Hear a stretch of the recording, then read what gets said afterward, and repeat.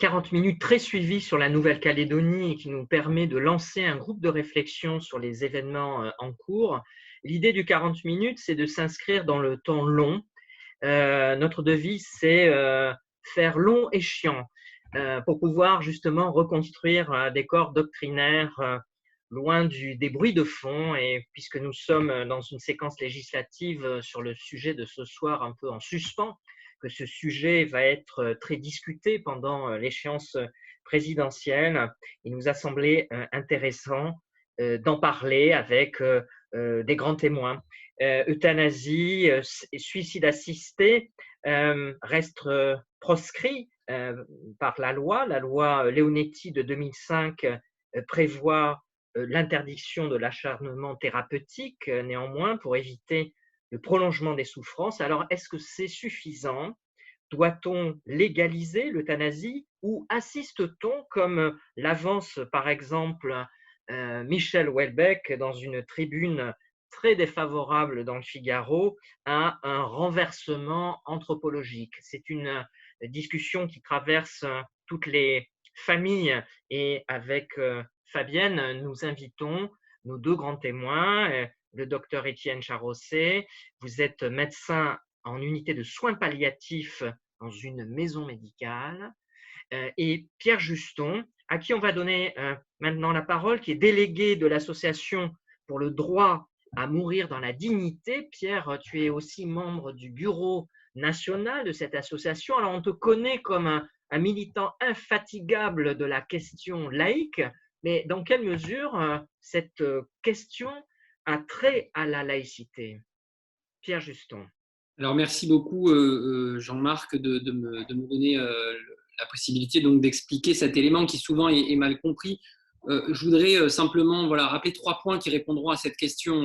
Déjà, moi, je refuse que le débat se pose, ce qui n'a pas été le cas ici, entre les pro-morts ou les pro-vie, hein, parce que souvent on entend cet élément-là, et je pense qu'on pourra partager cet élément avec Étienne Jarosset. Je ne pense pas qu'il y ait de gens qui soient des adorateurs de la mort d'un côté et des gens qui soient des adorateurs de la vie. Voilà, donc ça c'est un premier point qui me semble important, parce que souvent dans la logique d'une nouvelle législation sur la fin de vie et d'une avancée qui serait similaire peut-être effectivement en tous les cas au modèle belge, on entend des fois des élus nous dire oui mais ça c'est un problème intime, chacun doit pouvoir se positionner avec son intime conviction. Je le comprends bien, mais en réalité justement nous ce que nous proposons à la DMD, c'est qu'il y a un cadre qui permette à chacun de pouvoir bien bénéficier de quelque chose qui correspond à son intime conviction. Et c'est peut-être en ce lien, et enfin il y a un lien évidemment ici avec l'idée de laïcité, dans l'idée évidemment d'émancipation que produit le principe d'émancipation pour les uns et pour les autres, de choisir pour eux-mêmes ce qu'ils souhaitent. C'est-à-dire que ce n'est pas directement lié au principe de laïcité, hein, qui est bien borné évidemment en droit. En revanche, ce que la laïcité ou ce que le concept de laïcité va faire au droit depuis la Révolution française, hein, donc bien avant la loi 1905, c'est notamment de permettre à ce que les lois, les normes qui vont permettre dans un système libéral et démocratique aux personnes de choisir ce qu'elles souhaitent pour elles-mêmes avec des limites et des bornages, de pouvoir choisir ce qu'elles veulent pour elles-mêmes sans qu'il y ait de lois qui soient sur des fondements religieux. Ça, c'est un point qui me semble essentiel. Et donc, évidemment, il y a un lien, il y en a bien d'autres, hein, mais je ne vais pas tous pour ne pas monopoliser la parole, je ne vais pas tous les donner, mais il y a ce lien-là au moins qui me semble assez important avec le concept même de laïcité. Et enfin, dernier point qui me semble important d'évoquer dans ce débat-là, c'est la question de la dignité. Alors moi, je parle là en tant que juriste, parce qu'effectivement, et je représente l'Association pour le droit de mourir dans la dignité, ce n'est pas pour rien dans le nom de notre association qu'on a inscrit le terme de dignité, et il est parfois mal compris. Alors là, je voudrais faire un petit focus sur ce point. La dignité, elle appartient à personne, elle appartient ni aux personnes qui seraient contre, évidemment, une évolution du cadre des législatifs, ni aux personnes qui seraient pour. En réalité, la dignité, elle a 2 facettes en droit. Elle a ce qu'on appelle une facette libérale, c'est-à-dire que chacun va définir ce qui est digne ou pas pour lui, et donc là, dans le cas de ces discussions sur la fin de vie, Et puis, il y a une autre dignité qui est bien connue en droit, qui est une dignité justement qui va borner les choix de la personne. C'est-à-dire que la personne ne peut pas faire non plus ce qu'elle souhaite totalement dans ce cadre-là, avec une théorie des consentements. Je donne un exemple très concret qui parlera aux gens qui nous écoutent. Il y a eu un cas en Allemagne, un peu, excusez-moi de cet exemple, mais il va parler à tout le monde, une personne qui s'est vendue sur un site de marchandage, qui a vendu son propre corps, elle-même vendue, afin d'être mangée par une autre personne. Évidemment, les deux personnes étaient consentantes, mais évidemment, là, il y a un élément où on comprend bien que la dignité qui n'est pas libérale, une dignité qui va s'imposer aux personnes, quand bien même celles-ci sont consentantes sur un élément, va pouvoir encadrer la liberté des uns et des autres. Et donc, il y a cette double facette de la dignité qu'il faut comprendre. Et nous, à la DMD, on estime simplement que la dignité à solliciter lorsqu'il s'agit des personnes qui sont en fin de vie avec une maladie incurable, j'imagine qu'on reviendra sur ces deux notions que je viens d'évoquer, cette dignité relève du choix de la personne lorsque c'est possible, parce que ce n'est pas toujours possible, et non pas en tous les cas du choix d'autres personnes extérieures à cette personne même. Voilà. Donc c'est un peu pour planter le décor que je dis ça avec des arguments plutôt philosophico-politiques, philosophico-juridiques. On pourra aller dans le détail d'un certain nombre de points, je n'en doute pas. Prolonger le tir, Pierre, l'euthanasie qui existe en Belgique, aux Pays-Bas, au Canada, le suicide assisté en Suisse depuis les années 40. Quelle est la différence entre ces deux grandes notions et comment ça se passe dans ces pays concrètement? Et puis, M. Jarosset va nous dire aussi, lui, quel est son vécu. Alors, très rapidement, parce qu'en 40 minutes, là, ce sera compliqué. Puis encore une fois, l'idée, c'est d'avoir un débat. Mais en gros, la différence fondamentale qu'il y a à comprendre entre le suicide assisté, même si le mot fait peur, il n'empêche qu'on peut appeler ça suicide assisté ou l'euthanasie, c'est que le suicide assisté, la personne est encore en capacité de pouvoir elle-même effectivement, par exemple, par le biais d'une perfusion, par le biais d'un produit qui sera dans un verre, de pouvoir absorber par elle-même le produit qui va amener à ce qu'elle meure paisiblement et tranquillement. Et donc là, c'est la personne elle-même qui le fait. L'euthanasie, en revanche, c'est une aide qui peut être apportée à une personne qui n'est plus en capacité de pouvoir faire ce qu'on peut faire dans le suicide assisté, ce que j'ai décrit précédemment. C'était le cas, par exemple, en ce qui concerne Vincent Lambert, même si on parle de sédation profonde et continue, puisque c'est aujourd'hui ce qui est possible depuis la loi Claeys-Leonetti de 2016. Mais en tous les cas, l'euthanasie se rapproche beaucoup plus de cette idée, puisque le cas de Vincent Lambert ne pouvait plus manifester d'une part ses volontés, mais ne pouvait plus non plus physiquement agir sur lui-même. Et donc, c'est peut-être en tout cas, c'est la grande différence qu'il y a entre le suicide assisté d'un côté, pour le tirer à gros traits évidemment, et l'euthanasie de l'autre. Et alors, le système suisse, effectivement, est plus axé sur l'idée de suicide assisté. Le système belge permet les deux solutions. Docteur Jarosset, quel est votre sentiment par rapport à la situation actuelle? Est-ce que dans votre fonction, la loi vous permet de gérer les situations? Quelles sont-elles? Est-ce qu'il y a des évolutions législatives nécessaires à votre sens? Comment voyez-vous les choses? Alors, bonjour à tous. Bonjour à tous, oui, merci. Moi, effectivement, je pratique dans une unité de soins palliatifs, donc dans le 15e arrondissement de Paris. On voit des malades qui ont des maladies graves et incurables et qui sont souvent, mais pas toujours, dans les derniers jours ou les dernières semaines de leur vie et qui peuvent faire l'objet de souffrances, soit physiques, soit psychiques, soit existentielles, qui sont parfois pas faciles à prendre en charge. Alors, vous avez dit tout à l'heure que la loi interdisait l'obstination déraisonnable, Pierre Juston l'a rappelé, elle permet aussi la sédation profonde et continue maintenue jusqu'au décès, ce qui va quand même un petit peu plus loin que juste ne pas s'acharner sur un patient. Cette sédation profonde et continue maintenue jusqu'au décès, il y a beaucoup de gens dans le milieu des soins palliatifs qui l'ont rapproché d'un acte d'euthanasie, en fait, en disant de toute façon, vous ne faites plus rien, vous endormez la personne et vous attendez qu'elle meure. Quelle est finalement la différence?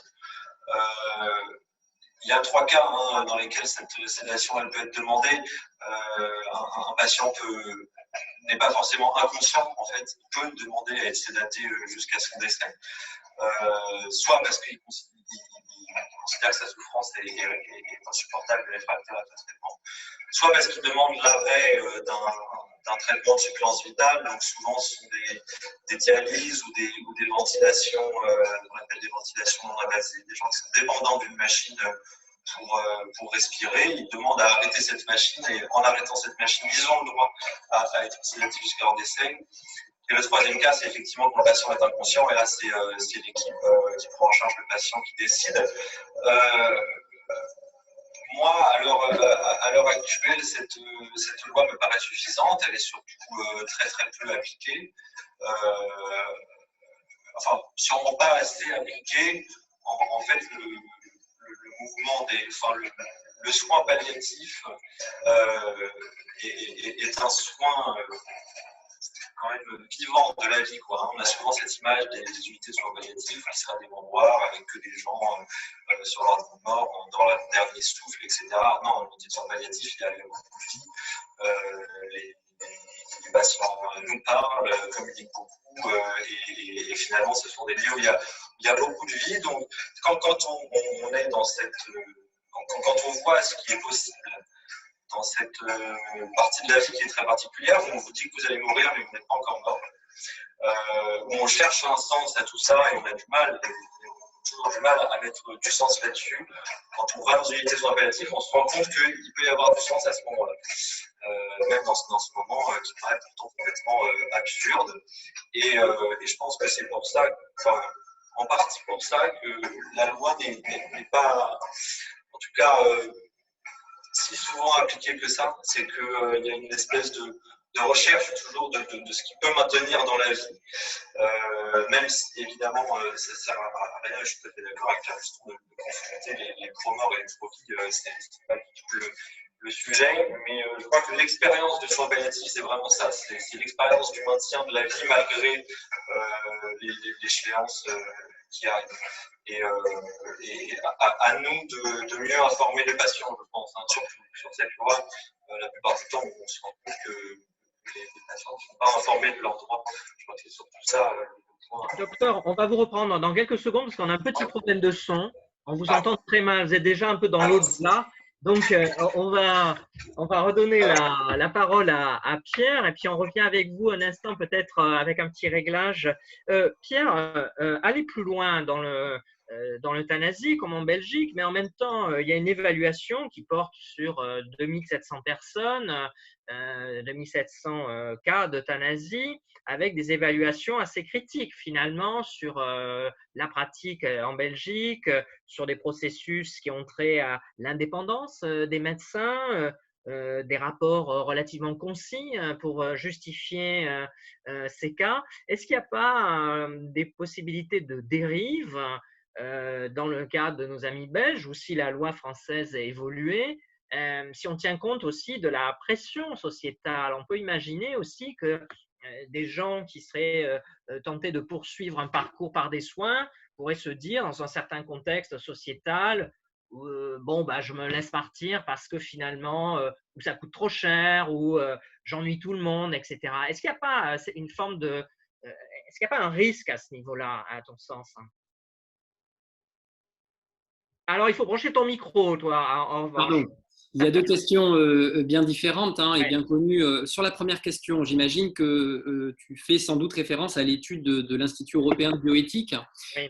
Bon, alors, en ce qui concerne déjà, en premier lieu, l'Institut européen de bioéthique, moi j'ai constaté en regardant assidûment leurs travaux qu'il y avait quand même une orientation, je ne dénie pas en tous les cas le sérieux et la rigueur du travail scientifique qui est fait, mais il y a une orientation clairement établie des chercheurs, en tous les cas, qui produisent. Je vois que les productions sont quand même régulièrement à charge sur ce qui concerne ce que nous on appelle le droit de mourir dans la dignité, et puis régulièrement, en tout cas, très critiques des systèmes divers et variés, parce qu'il n'y a pas que la Belgique, qui ont permis, en tous les cas, cette possibilité pour le citoyen. Bon, ça, c'était le premier point. Mais au-delà de ça, j'ai lu cette étude, effectivement, et donc quand on parle de dérive, moi déjà, j'ai un problème sur cette étude qui a été faite, puisque le titre même disait que ce sont des dérives de la loi, alors que les dérives qui sont pointées sont plutôt des dérives de pratiques qui ont pu exister ou qui peuvent exister. Par exemple, les trois grandes dérives qui sont dénotées, je les ai notées, c'est c'est l'absence parfois de déclaration à la commission dite euthanasie en Belgique. Hein, c'est la commission fédérale de contrôle et d'évaluation de l'euthanasie. Donc il y a certaines euthanasies où il y aurait a priori, selon cet institut, pas de déclaration qui sont faites, alors que c'est une obligation après. Également, parfois, l'oubli de la consultation d'un second, voire d'un troisième médecin, et donc d'un spécialiste. Ça joindra avec ta deuxième question. Et puis, un autre élément sur la subjectivité, et ça, c'est une réalité, des notions de fin de vie et d'incurabilité. Et ça, je ne suis pas médecin, mais en tant que juriste, je peux le dire, effectivement, ce sont des notions toutes relatives, mais enfin des notions toutes relatives qui, dans les États, en l'espèce, qui ont fait ce choix-là, ont pu définir ce que ça voulait dire, évidemment, l'incurabilité comme la notion de fin de vie, parce qu'il faut évidemment définir.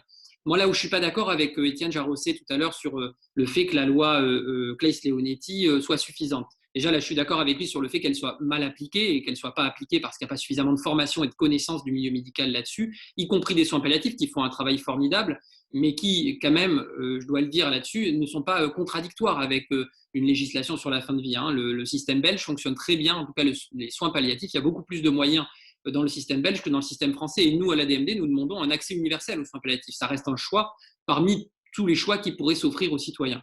Ça, c'est un premier point qui me semble important. Mais là où je ne suis pas d'accord, effectivement, c'est sur l'idée qu'elle serait suffisante. Pourquoi ? Parce que cette sédation profonde et continue, il y a au moins deux éléments.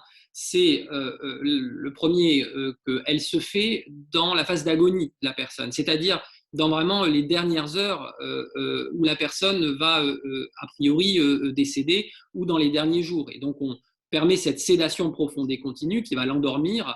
Et donc, c'est tout le système rénal, le docteur me corrigera si je me trompe, mais qui finit par dysfonctionner et par, en réalité, tuer la personne. Donc, c'est un peu hypocrite dans la mesure où on se cache un petit peu derrière en disant « mais nous avons fait qu'une sédation profonde et continue, la personne, il n'y a pas eu de volonté de la tuer, mais elle est morte ». Bon, d'une certaine manière, il me semble qu'il y a quand même une hypocrisie derrière ça, et je pense que la sédation profonde et continue peut être une des solutions qui peut être offerte par des gens qui le souhaitent, selon leur volonté. Donc, il faut sans doute la garder pour les gens qui le souhaitent, mais cela n'est pas contradictoire avec l'idée d'aller beaucoup plus loin et de permettre aux gens, pour différentes raisons, je pense par exemple aux maladies de Charcot ou de certaines maladies neurodégénératives, je vais y arriver, qui malheureusement sont les grandes oubliées de la loi Claeys-Leonetti. Sont les grandes oubliées parce que c'est très compliqué de permettre de faire une sédation profonde et continue pour les patients atteints de certaines de ces maladies, avec les conditions évidemment que j'ai rappelées avant, notamment le fait que ça doit se faire dans les derniers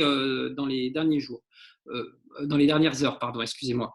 Le deuxième élément, c'est que cette loi Claeys-Leonetti, les directives anticipées, donc des personnes qui rédigent ces directives avant pour faire savoir leur dernière volonté si elles se trouvaient face à de telles situations, ne sont pas en réalité véritablement opposables au médecin, contrairement à ce que j'ai pu entendre ici ou là. Le médecin peut tout à fait décider qu'elles sont manifestement inappropriées, hein, je cite le texte. Moi, je ne sais pas en tant que juriste ce que ça veut dire manifestement inapproprié, ou alors il faudrait préciser vraiment ce que ça induit, parce que ça veut dire qu'il y a des médecins qui, pour différentes raisons, qui sont tout à fait légitimes, mais ne voudraient pas en tout cas mettre en application dans les directives anticipées la sédation profonde et continue qui existe aujourd'hui. Et si on avait un droit à l'euthanasie ou au suicide assisté, bien refuserait également cet élément-là. Nous, ce que nous demandons, c'est évidemment une loi où il y ait une clause de conscience pour les médecins qui ne souhaitent pas faire ce genre d'acte. Et j'en terminerai là-dessus parce que ça me semble important. Les médecins, je prends l'exemple d'Yves Deloc, hein, qui est un médecin belge qui réalise des euthanasies et qui a beaucoup écrit sur le sujet. Il le dit bien, ce n'est pas un acte anodin. Il ne s'agit pas pour nous d'ailleurs, dans notre association, de considérer que ce serait un acte banal et anodin. Ce n'est pas du tout le propos. Et d'ailleurs, on comprend très bien les soignants qui refuseraient de faire effectivement ce genre d'acte. Donc il y aurait une clause de conscience. Et ça, c'est un point vraiment essentiel à comprendre. On ne contraint pas les soignants et les médecins à vouloir faire ce genre d'acte. Par contre, il y en a qui peuvent effectivement le faire et qui dans un cadre plus libéral, eh bien, pourraient réaliser ce genre d'acte. Donc, et pour répondre à la question, parce que je n'ai pas bien répondu à la question des dérives, j'en termine là, effectivement, ce sont les dérives. Moi, je suis désolé de le dire, mais déjà, il faudra qu'on montre clairement les dérives qu'il y a pu y avoir dans les systèmes autres que la France, comme le système belge. Il faudra qu'on pointe du doigt les cas précis où il y a eu des dérives, ou ce qu'on peut appeler des dérives. Moi, je constate qu'aujourd'hui, les dérives, elles ont largement lieu en France. Elles ont lieu en France et je vais m'appuyer sur une étude qui n'est pas une étude de l'ADMD ou autre, qui est une étude de l'INED, hein, donc assez sérieuse, qui démontrait que sur un échantillon de cas, un certain nombre de personnes en France, aujourd'hui, bénéficiaient d'une euthanasie, donc ce qui est complètement illégal, on est bien d'accord, bénéficiaient d'une euthanasie sur le territoire, je crois que c'était 0,8% sur leur échantillon, et que sur cet échantillon, il y en avait une partie non négligeable, de mémoire, je crois que c'était 0,2%, qui n'avaient pas demandé cette euthanasie. Donc aujourd'hui, les dérives, elles ont lieu en France de gens qui peuvent être euthanasiés de manière tout à fait illégale parce qu'il n'y a pas une loi qui encadre suffisamment ce que des gens demandent. Et ça me paraît quand même problématique.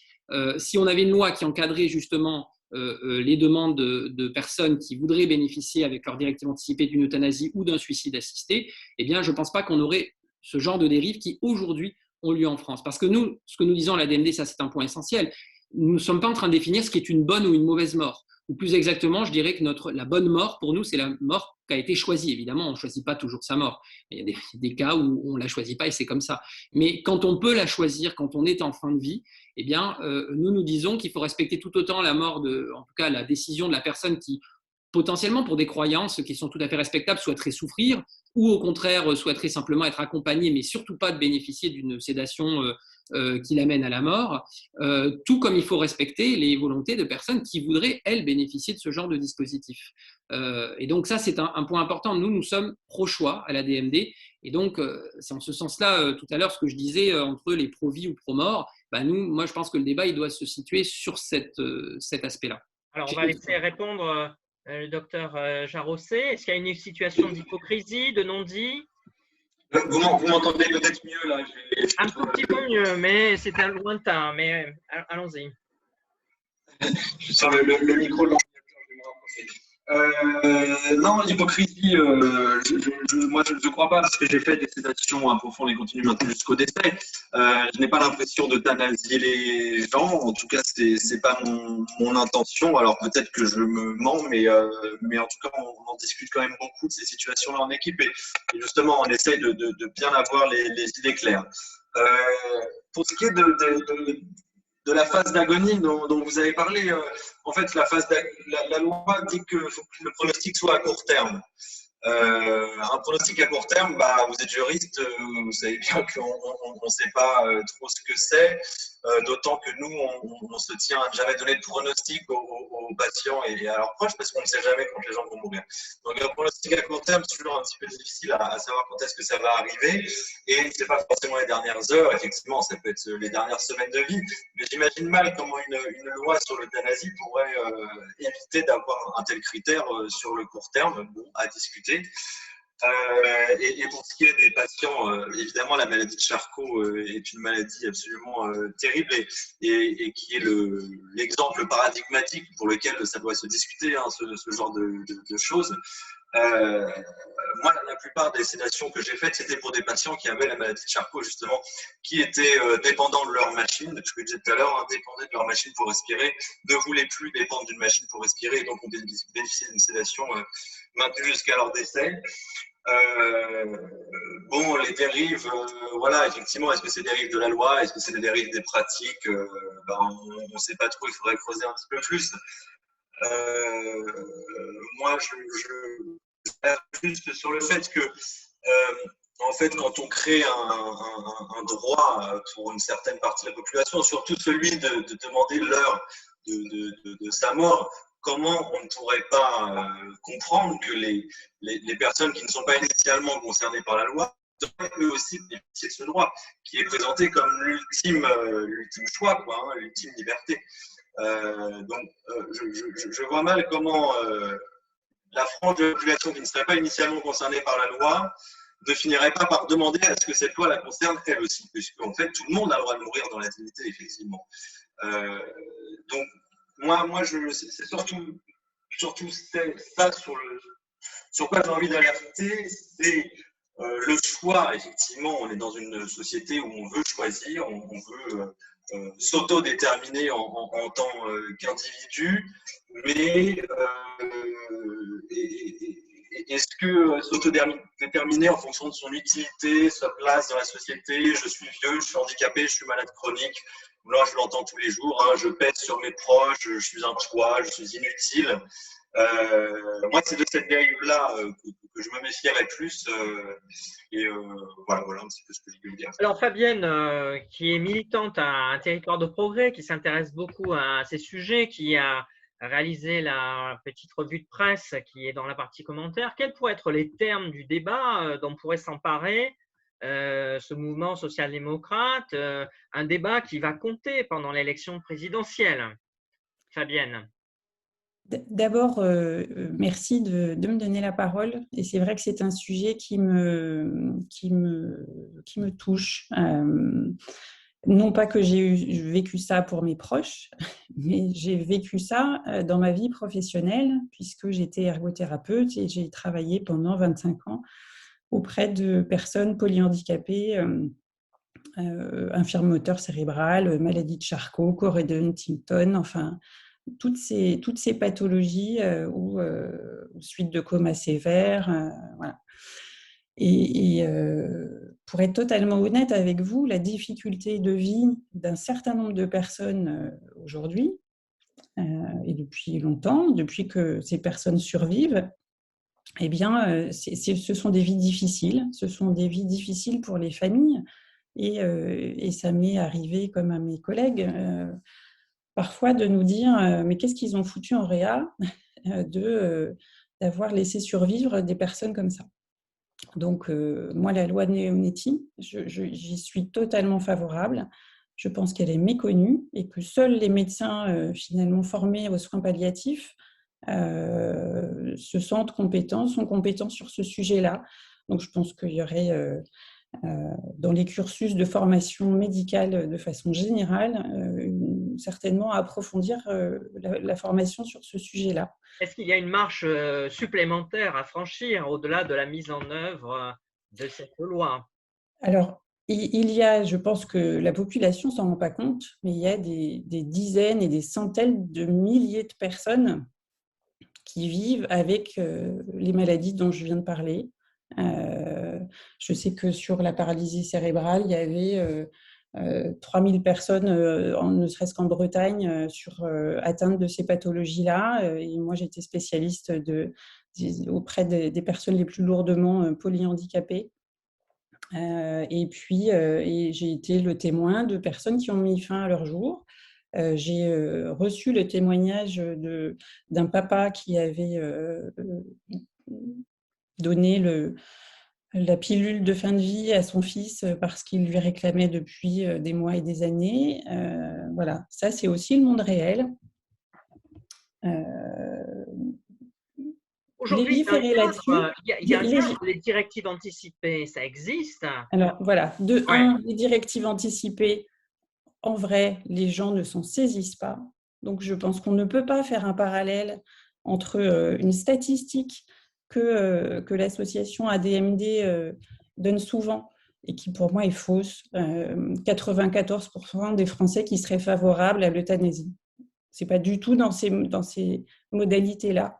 Je pense que c'est une transformation du message, de la réalité du message, puisque les derniers chiffres que je regardais, c'est 14% des Français qui seraient favorables à l'euthanasie. Par contre, tout le monde, et on en fait tous partie, est favorable à une fin de vie dans la dignité.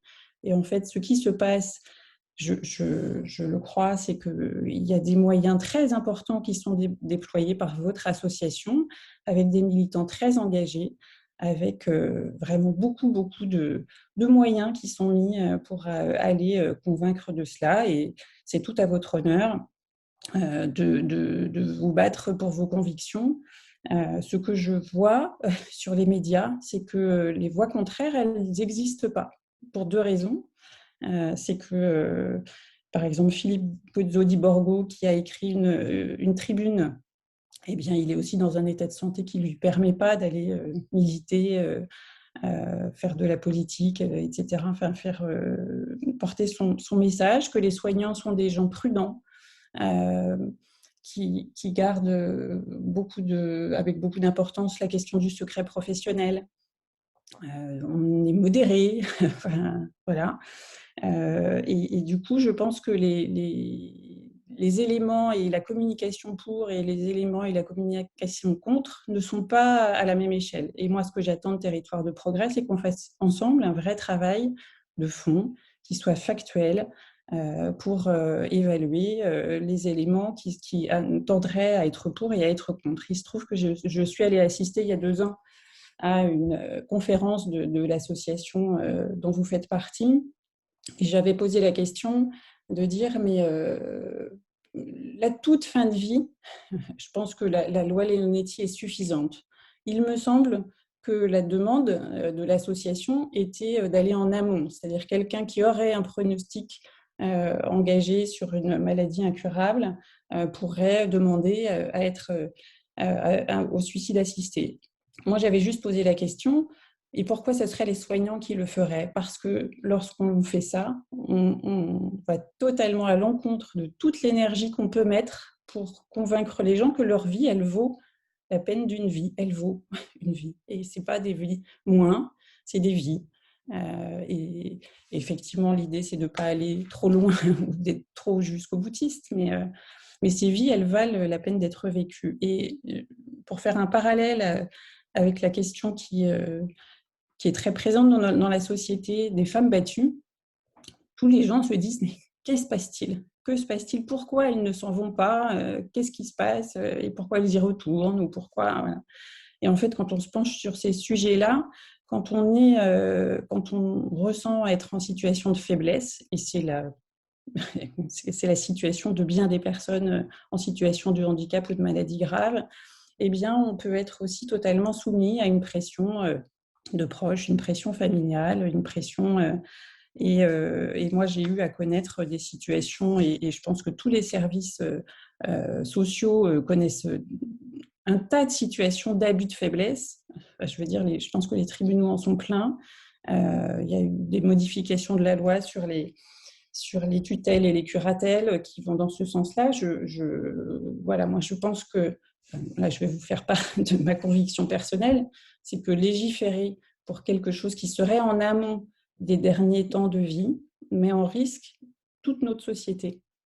Enfin, en tout cas, je ne vais pas monopoliser la parole, mais en tout cas… Fabienne pose un sujet de fond, Pierre, c'est la question de la formation de la volonté. Quand on est militant de gauche, on est aussi sensible à ça, à la question environnementale. De surcroît, lorsqu'on est en difficulté, malade, l'autonomie de la volonté dans des moments difficiles, c'est un sujet qui ne se joue pas au dé, là. Alors, totalement. Moi, je suis d'accord avec la première partie qui était de dire justement sur la formation, en tous les cas, que c'était un point très important. Et moi, ça, je suis d'accord. Et Étienne Jarosset l'a rappelé tout à l'heure. Je pense que le personnel soignant, que ce soit lors de leur cursus initial à l'université, dans des écoles ou après, ne sont pas suffisamment formés à la question de la fin de vie de manière générale, au-delà du débat sur l'euthanasie ou le suicide assisté, et d'ailleurs la sédation profonde et continue. Ça, je pense qu'on peut être tous d'accord là-dessus. Et il convient effectivement de développer des moyens, comme il convient d'en développer pour les soins palliatifs. Nous le disons, puisque nous sommes depuis très longtemps pour l'accès universel aux soins palliatifs, qui est un choix parmi d'autres, et qui serait sans doute le choix que la majeure partie des Français ferait. Puisqu'on peut regarder avec ce qui se passe en Belgique. Je ne pense pas que la Belgique, qui n'est pas si éloignée que la France, ce ne serait pas le même phénomène qui se produirait en France. Là, pour répondre par contre à plusieurs autres points qui ont été évoqués par Fabienne Mignot. Quand vous dites « ces vies valent la peine d'être vécues », mais moi je suis entièrement d'accord avec vous, mais ce n'est pas à moi, extérieurement, de dire à la personne, lorsqu'elle est dans une situation d'une maladie incurable et en fin de vie, de lui dire « votre vie doit être vécue » de manière un peu paternaliste. Si cette personne-là, elle estime, et je veux dire, tout en étant accompagnée, il s'agit bien aussi de l'accompagner, la personne, mais tout en étant accompagnée, que vraiment ça suffit, et qu'effectivement, elle estime elle-même pour sa propre dignité que sa vie ne vaut plus d'être vécue parce qu'il lui reste quelques semaines à vivre. Cette vie vaut quelque chose. Mon propos, ce n'est pas la vie, elle vaut la peine d'être vécue, c'est cette vie, elle vaut Mais bien sûr, alors dans ce cas, excusez-moi, cette vie vaut effectivement quelque chose. Moi, nous ne disons pas le contraire, nous ne considérons pas que les vies ne valent rien à la DMD, encore une fois.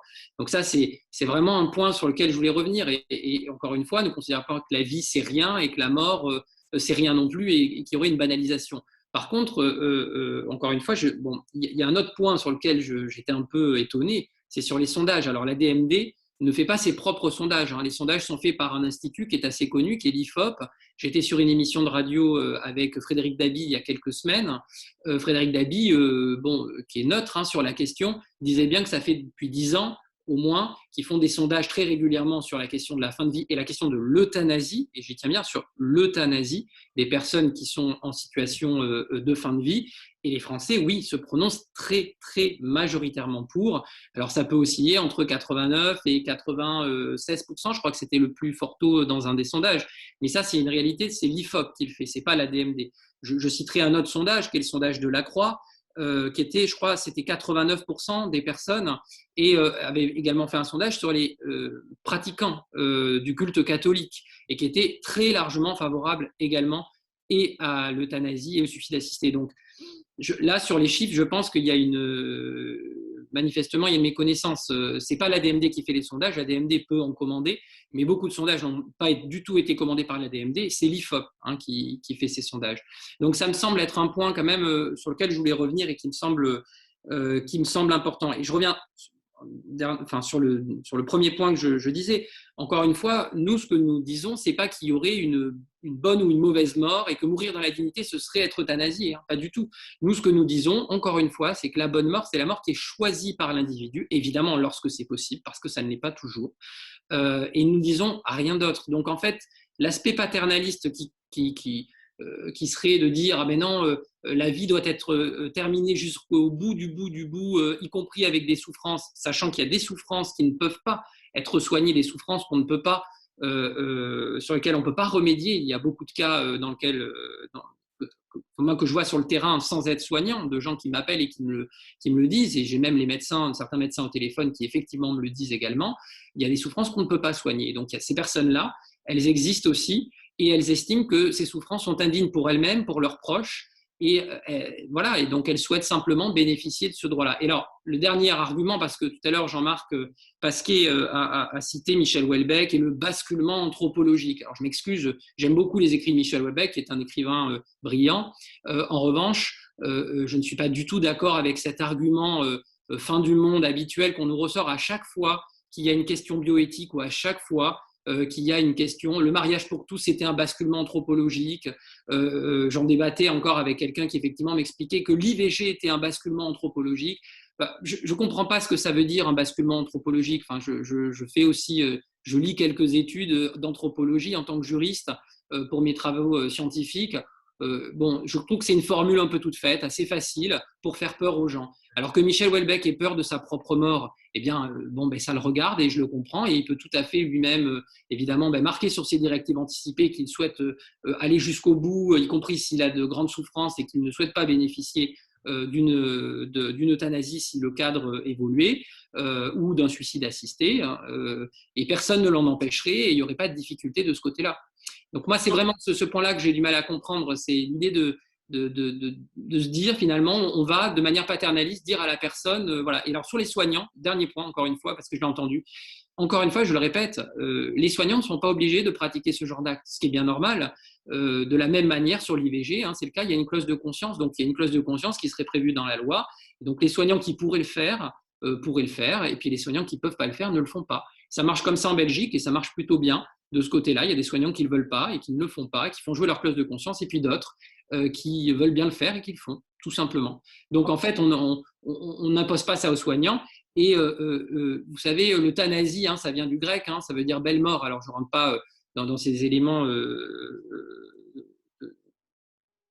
je vais y arriver, j'ai pas le mot, mais enfin dans ces éléments de vocabulaire. Mais en tous les cas, voilà, ça a été considéré dans nos sociétés antiques comme l'ultime soin. Et donc, ce n'était pas envisagé comme mettre à mort quelqu'un, mais plutôt comme l'ultime soin face à des douleurs qui étaient atroces. Donc voilà, je pense qu'il faut aussi envisager la question de cette manière.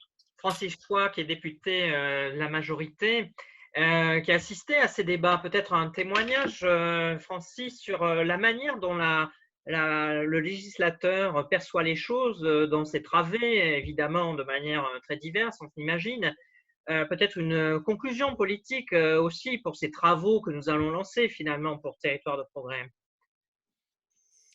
Merci Jean-Marc et merci aux trois personnalités que tu as invitées. Je me garderai bien de la moindre conclusion politique, sans doute pas scientifique, encore moins. Mais effectivement, je fais partie des signataires de la proposition de loi, d'une des nombreuses propositions de loi qui ont été déposées, aussi bien à l'Assemblée nationale qu'au Sénat d'ailleurs, celle élaborée avec Jean-Louis Touraine, qui travaille sur ces questions depuis de très nombreuses années. Et nous avons, les uns les autres, porté la proposition de loi d'Olivier Falorni, qui travaille également depuis longtemps sur ces questions. Ouais, il y a quelque chose, je demande à tes invités de bien vouloir le mesurer, il y a quelque chose d'assez extraordinaire, totalement même extraordinaire, qui s'est passé et qui n'est pas terminé à l'Assemblée nationale. Puisque, après des tentatives d'obstruction pour que le débat n'ait pas lieu, il y a eu à plusieurs reprises une écrasante majorité de députés de tous bords qui se sont prononcés non seulement pour que le débat ait lieu dans l'hémicycle, mais pour que la loi puisse aller suivre son chemin et puisse être adoptée.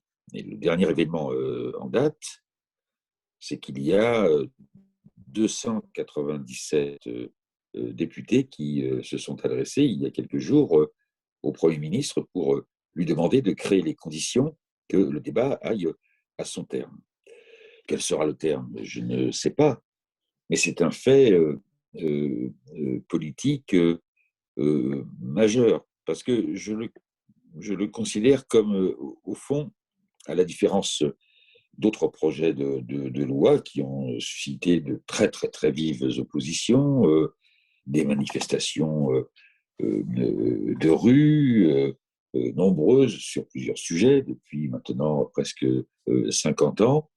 Là, il s'est passé quelque chose de totalement différent. C'est au fond la vie, les débats qui animent des associations, qui animent des spécialistes, qui animent des groupes d'études, qui animent des commissions d'éthique, qui sont entrés dans l'Assemblée nationale et qui ont rencontré une très très large majorité dans l'Assemblée. Je ne sais pas si ça vaut un sondage, mais en tous les cas, c'est quelque chose de très significatif. Et tout cela, d'ailleurs, dans un contexte, certes, de débat peut-être un peu vif, mais de débat d'une extrême dignité. Et ce sur quoi je veux insister dans l'état d'esprit, qui est celui des signataires, qui ont été rejoints par des dizaines d'autres députés, pour souhaiter que ce débat n'ait pas lieu précisément dans le cadre d'une campagne présidentielle, mais soit à l'abri des caricatures qui amènent toute campagne présidentielle, et donc que l'on puisse légiférer jusqu'au bout avant l'élection présidentielle. L'état d'esprit qui est le nôtre, et j'en termine par là, essaye effectivement de bien prendre en compte l'ensemble des dimensions, et elles sont nombreuses. Je pense qu'il y a une dimension anthropologique, mais pas du tout au sens que le dit Houellebecq. Oui, il y a évidemment des débats de caractère philosophique, évidemment scientifique, médical, mais de caractère philosophique, de caractère moral, qui peut faire d'ailleurs aussi entrer des croyances religieuses, mais qui aboutissent à quoi? D'abord, à ne surtout pas opposer les lois dites Claes-Leonetti, et je pense que ce n'est pas un hasard si le ministre de la Santé, Olivier Véran, a, dans le cadre de l'examen de la proposition de loi, est revenu sur la nécessité de faire en sorte que cette loi Claes-Leonetti soit mieux mise en œuvre, mais de surtout ne pas opposer la loi Claes-Leonetti avec la proposition de loi pour mourir dans la dignité, pour une fin de vie dans la dignité. Deuxièmement, il s'agit évidemment de créer un droit. Un droit. Et évidemment pas quelque chose qui serait irréversible, qui s'appliquerait à l'ensemble de la société mourante, si je puis m'exprimer ainsi, avec des questions qui sont encore aujourd'hui évidemment en suspens. Là, nous en parlons, nous sommes, j'espère, les uns les autres en bonne santé. On peut donc, d'une certaine manière, intellectualiser notre propre fin de vie, chacune et chacun d'entre nous. Et lorsque l'on est au moment où la question se pose, être en capacité ou en nécessité de changer d'avis. Mais j'insiste bien sur le fait qu'il s'agit d'ouvrir un droit qui n'est pas substitutif à la loi Claes-Leonetti, mais qui est comme d'autres droits qui ont été ouverts au fil des siècles et au fil des luttes pour la condition humaine. C'est un droit qu'il s'agit de pouvoir utiliser et qui, évidemment, est un droit extrêmement encadré. Donc, je pense que le débat doit éviter ce type de confusion et ce type de polémiques inutiles. Alors, chacun un mot de conclusion. Fabienne, je t'ai vu réagir. Juste, moi vraiment, je pense que dans les derniers jours de vie ou dans les dernières semaines de vie, la loi, elle couvre le problème. Vraiment, j'attire l'attention de chacun, d'abord sur le fait que, de mon point de vue, les voies pour le suicide assisté et pour l'euthanasie ont été bien plus organisées, bien plus fortes, bien plus soutenues, bien plus tout ce qu'on veut que les autres. Pourquoi ? C'est parce que ce sont des sujets éminemment difficiles, compliqués, et il ne faut tout de même pas oublier une chose, c'est que les soignants, depuis 1 an et même avant, ont bien d'autres choses à faire, je vous assure, que de faire de la politique, que de militer pour quoi que ce soit d'autre que pour la survie de leurs patients. Vraiment faire passer les choses en ce moment, ça serait un hold-up mal vécu par la communauté des soignants. Enfin, moi, j'en suis absolument convaincue. Et encore une fois, si, entre guillemets, la pilule du droit à mourir prématurément, elle doit être donnée, il faut que soit mise au débat de qui la donne. Parce que c'est totalement contraire à l'engagement des soignants. Ça fait aller à l'envers de l'engagement. On n'en est pas encore là, parce que justement, il y a peut-être pas mal de mois de discussion. Docteur Jarosset, par rapport à cette responsabilité du personnel, comment vous réagissez par rapport à ça ? Il va falloir reprendre le serment d'Hippocrate, c'est que les médecins promettent de ne pas donner la mort quand ils font le serment. Donc à un moment donné, il va falloir revoir ça si effectivement on demande aux médecins de faire ce geste. Donc il y a juste quelque chose, pour dire un dernier mot qui m'intéresse beaucoup, c'est ce chiffre de toujours à plus de 90% de Français qui sont pour une loi sur l'euthanasie. C'est quand même énorme. Moi, je crois ces sondages.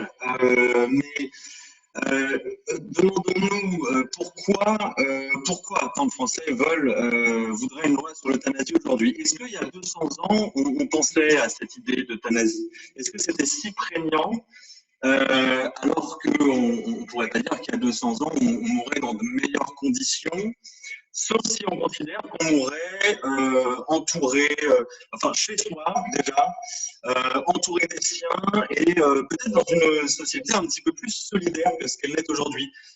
Moi, je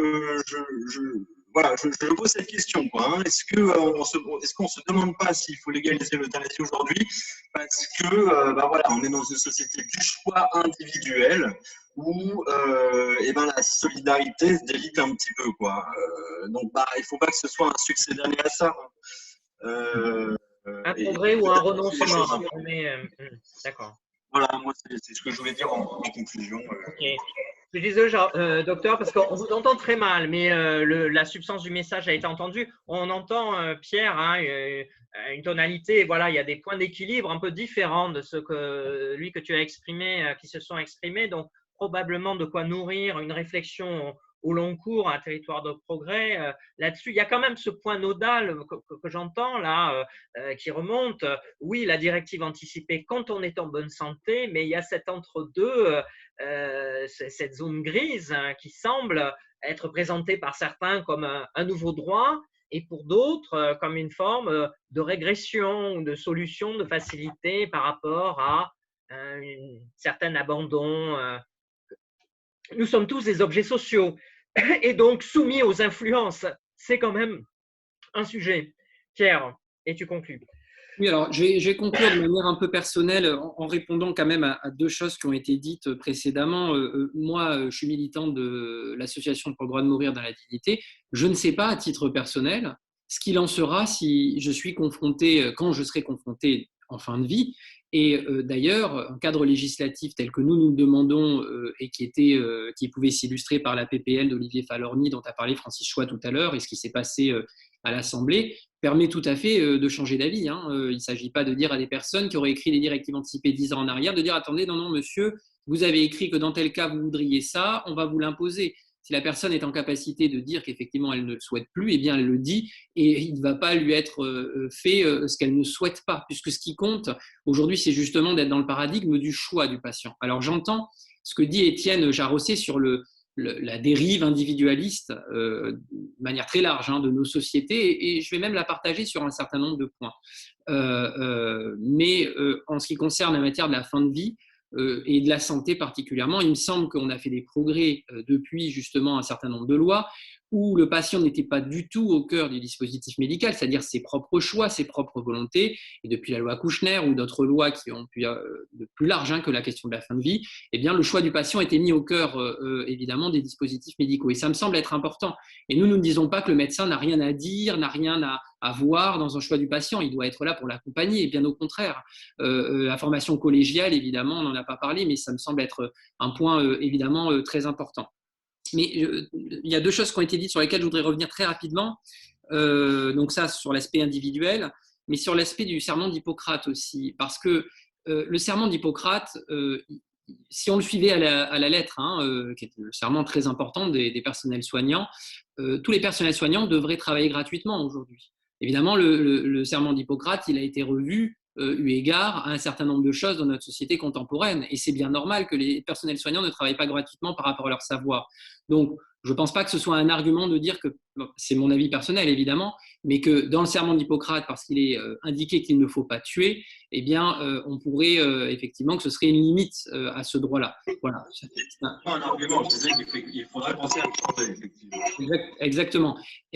Donc ça me semble être un point. Et donc un deuxième point par rapport à cette idée du serment d'Hippocrate, justement, je pense qu'il ne faut pas envisager le fait de permettre à une personne de bénéficier d'une euthanasie ou d'un suicide assisté, qu'il s'agit de lui donner la mort. Je pense qu'il s'agit, comme nous on le dit, alors on peut dire qu'on joue sur les mots, mais d'un ultime soin. Et j'y tiens énormément, je pense que c'est un soin quand une personne est en très grande souffrance, en fin de vie, de pouvoir bénéficier d'une aide active à mourir. Voilà. Et donc je pense qu'on peut l'envisager d'ailleurs dans le cas du serment d'Hippocrate de cette manière plutôt que de dire qu'on tue une personne. Après, voilà, chacun pourra voir midi à sa porte là-dessus. Et je terminerai donc sur un point. J'ai commencé par dire que moi, je ne savais pas ce que je voudrais, que je pourrais évidemment changer d'avis. J'ai rédigé mes directives anticipées. Ce que je dis simplement, c'est que, encore une fois, ce que nous demandons à la DMD et ce qui me semblait être assez présent dans la PPL d'Olivier Falorni est important, c'est effectivement la question du choix de la personne, ce qui n'empêche pas d'être et accompagné par sa famille dans ses choix et accompagné par les médecins et les gens qui l'entourent, évidemment, mais du choix de la personne au moment ultime et que ce choix-là ne soit pas un choix qui est fait par une autre personne de manière paternaliste sur elle-même, que ce soit une euthanasie illégale, puisqu'aujourd'hui il y en a qui sont pratiquées en France, ou que ce soit, alors ça sur que la personne ne pouvait ne pas le vouloir, ou que ce soit l'absence justement d'une euthanasie et que cette personne soit dans l'obligation de finir ses jours en souffrant devant ses proches dans des situations absolument dramatiques et terribles, malgré tout le travail acharné des aides-soignants, des médecins notamment en unité de soins palliatifs. Voilà, parce qu'il y a des souffrances malheureusement dont on ne guérit pas, et ça, il faut l'entendre aussi. Donc, je pense que c'est un point important, et je terminerai sur ce qu'a dit Francis Choix. Je suis désolé, je suis un peu long, mais ce qui me semble vraiment fondamental, on a vu, et là, je ne suis pas d'accord avec Fabienne Mignot de ce qu'elle a dit tout à l'heure, c'est pas que l'ADMD bénéficierait de moyens disproportionnés, ou effectivement, on est peut-être mieux organisé aujourd'hui que l'Alliance Vita, ou des intégristes catholiques qui sont contre. Il n'y a pas que, hein, évidemment, il y a des gens qui ne sont pas des intégristes religieux qui sont contre. Mais enfin, dans la rue, moi, je les vois, les opposants qui parfois viennent contre nos rassemblements, sont souvent quand même des intégristes catholiques, de la fraternité sacerdotale de Saint-Pie X, ou d'autres types de courants intégristes religieux, ou l'Alliance Vita. Je m'excuse, mais l'Alliance Vita est quand même évidemment très en lien avec ces courants intégristes religieux. C'est pour ça que je parlais évidemment de la question de la laïcité aussi au début. Donc, je pense simplement qu'effectivement, une partie des personnes commence à être dans une détabouisation de la mort, parce qu'on a tabouisé la mort pendant un certain nombre d'années. Et c'est plutôt bien qu'il y ait une détabouisation de la mort, parce que je vais vous dire, quand on réfléchit bien à sa propre finitude, à sa propre mort, eh bien, je pense qu'on vit sa vie d'une manière un peu différente. Hein, et on peut faire le choix que l'on veut sur sa propre mort, mais je pense que philosophiquement, d'ailleurs, on vit sa vie d'une manière totalement différente et plus apaisée. En tout cas, moi, c'est mon cas, en ayant réfléchi dessus. Et donc, je pense que c'est un point qui me semble important, qu'il s'agit encore une fois d'un choix. Et Francis Choix l'a dit tout à l'heure, sans mauvais jeu de mots pour le coup, il m'excusera, mais effectivement, on ne retire de choix à personne. C'est un choix supplémentaire qu'on donne à des personnes qui le font, et ça ne retire pas le choix à d'autres personnes qui ne voudraient pas le faire. Merci beaucoup. Merci. Vous vouliez intervenir, docteur, ou non? On a terminé. Détablisation de la mort, c'est très bien. Je crois que le renversement anthropologique dont parle Houellebecq, c'est la... Le son est malheureux. Alors, le son n'est pas très bon, mais on a compris que vous réagissiez par rapport à la question de la détaboisation. Vous n'êtes pas tout à fait sur cette expression-là que vient de dire Pierre. Merci à chacun, chacune d'avoir posé les premières pierres d'un débat qui va se poursuivre, dont on voit bien qu'il doit encore mûrir, très certainement. Merci aux uns et aux autres, et au mois prochain pour une autre thématique du 40 minutes, chaque premier mercredi de chaque mois à 18h15. Bonne soirée. Merci à nos invités. Merci Jean-Marc et Fabienne et Francis. Merci Étienne. À bientôt. Au revoir. Au revoir, bonne soirée.